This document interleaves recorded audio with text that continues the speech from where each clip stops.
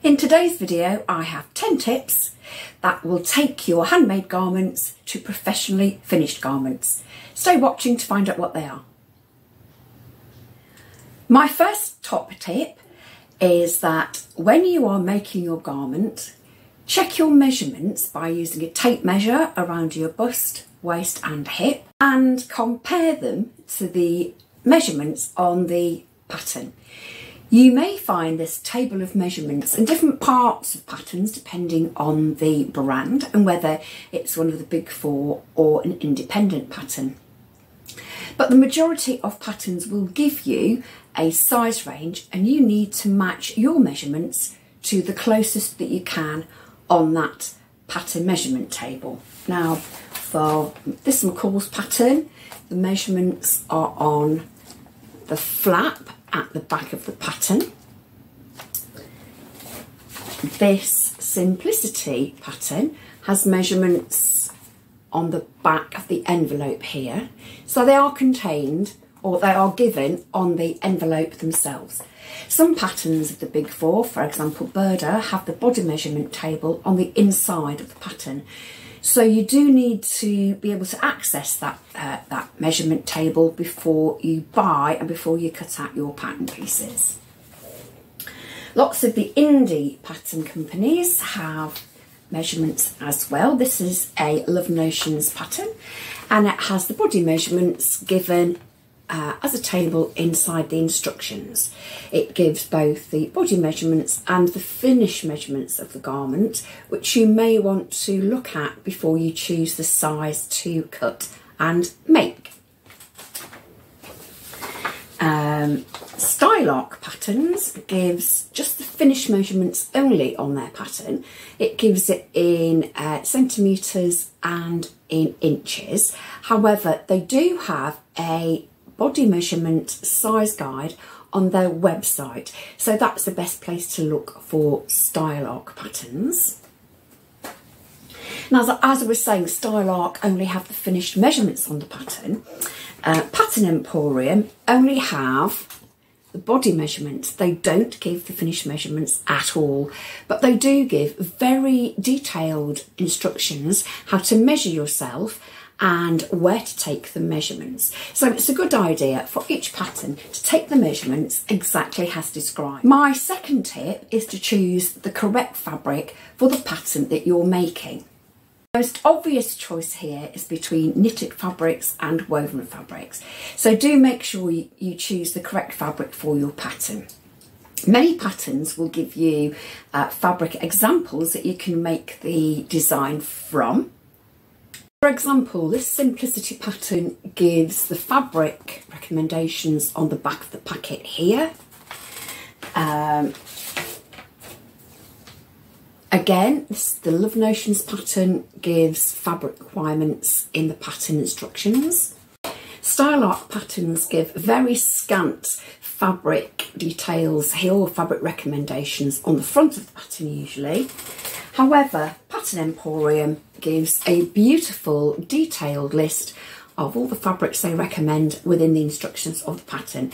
So it does depend on the pattern that you're using, whether you have detailed fabric recommendations or whether they're quite scant. But I would always check to see whether the fabrics that you need for your pattern are more stiff, like a quilting cotton, wool for example, linen, or whether you need a drapier fabric like a viscose challis, for example. Now, another tip of mine is to always buy the best fabric that you can afford for the purpose of your garment. Now, I do know that a couple of years ago there was a big thing about making dresses, skirts, etc. from duvet covers, and it was fine while the fad lasted. But I wouldn't do that now, to be honest. I made myself a skirt from a duvet cover and it probably wasn't my best move. However, it's perfectly acceptable to make a toile or muslin to see how that garment fits from an old sheet, an old bed sheet, an old duvet cover or whatever, just to get the fit of the garment nailed. But again, you need to use a fabric that's similar to the fabric you're going to use for your finished garment.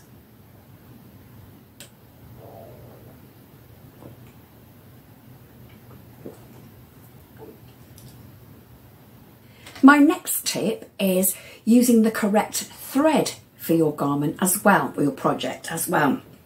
Now, there are quite a few cheap threads that you can buy. You can often buy cheap threads from one of the, or a couple of the cheaper supermarkets when they're on special offer in the middle aisle. That's fine, but do bear in mind that if you've taken a lot of time over your garment and you want your garment to last, it's probably a better idea to use the best thread that you can. Now, I like to use Gutterman's thread. I buy 1,000 metre spools in all my basic colours and smaller spools. So the colours I don't use all that often, or I just have one project to make. But Gutterman, I've always used Gutterman and they've never let me down. I've very rarely had seams split. On the overlocker, I do use Moon threads, large ones on cones to pop into the back of the overlocker obviously, but I also use the spools as well if I can't get the larger spools in the colour I want. So they are cheaper. These work out at about £1 to £1.50 per spool and perhaps £3.50 per cone depending where you get them from. You can use these obviously in your sewing machine, but they're not as strong as perhaps the Gutterman is. You can also use Coats thread as well, obviously instead of Gutterman. But like I said, it doesn't have to be mega expensive threads, but always choose the best that you can because you don't want those seams splitting when you've spent time making your garment. My next tip is before you start work on your garment, I always wash and dry and press my fabric. And I use the same methods that I will use to launder my garment when it's completed. Now this has two main functions. First of all, it's if your fabric is going to shrink, it will shrink when you first put it into the washing machine. So it's not going to shrink again when your garment's finished. I know that my mum once made herself a pair of trousers but didn't launder her fabric before she started. They were fantastic trousers. She'd taken a lot of time over them, and the first time she washed them they shrank about 10%, which was too much, and she couldn't wear them. The second reason why we launder our fabric is to get rid of all the dressing that's on the fabric itself and all the dirt and dust and whatever that might have accumulated on the fabric whilst it's been in storage. So if you have allergies, that's another good reason to launder your fabric before you start stitching. So when we've got our fabric laundered, our pattern cut out, our pattern pieces trimmed I should say, and we've got all our bits and pieces that we need, zips, buttons, thread, etc. The next important thing you have to think about is the sewing needle you're going to use. Now, it's really important that you find the right machine needle for your project. Again, if you buy good quality sewing needles, they are going to last. I usually use Schmetz needles in my machine and they do last a fairly long time. I have used a cheaper brand and they do go blunt a lot quicker. You need to make sure that the size of the needle is the correct for the weight of your fabric. The finer the fabric, the finer you'll need the needle, so that's the lower number on the packet. And also make sure you've got the correct type of needle. Now these are jersey needles, so I would use these for stretch fabrics and knit fabrics. There are just normal standard needles that you can use for woven fabrics as well. There are also jeans needles, top stitching needles, etc. So just make sure you have the right type of needle for the garment you're going to make. Now the part of the making process that you can't really take back if you do it incorrectly, and that's cutting the pattern pieces from the fabric. The first thing to do is to make sure you have all the appropriate pattern pieces for the garment you're going to make. Quite often you'll find in Big Four and independent patterns there are a number of variations of the design. So the pattern will give you the pieces or the pattern pieces that you need to cut from the fabric. So always make sure before you start cutting that you have them there in front of you and you've counted them and you've got the correct amount and they are correct for your design. You also need to make sure that any pattern pieces with a straight grain line like this are cut on the straight of the grain. And also mark your notches. If you forget to mark your notches at the time of cutting out, you can do that later on, so that's not a major issue. One thing you do have to make sure is that you mark which side of the fabric is the right side and which is the wrong side. If you get them mixed up, you might have a garment that comes out looking slightly different in different parts of the garment, such as sleeves, might look a bit different to the back or the front if you cut it or use the wrong side. So a little chalk mark on the back of the fabric to denote the wrong side is always a good idea on all of your pattern pieces. My next top tip is to ensure that you look for the seam allowance given on the pattern and which seam allowance that you use in the construction of the garment itself. Some pattern companies do change their seam allowance slightly depending on if it's a side seam or a seam with a facing, etc. So make sure you check those seam allowances carefully before you sew. Style Arc mark the seam allowances on the pattern pieces themselves. I don't know if you can see that. It's a dotted line or a dashed line. So you do have to be aware of that because they don't necessarily give the seam allowance in the pattern itself. I've already mentioned that you need to mark your notches on your fabric before you start sewing.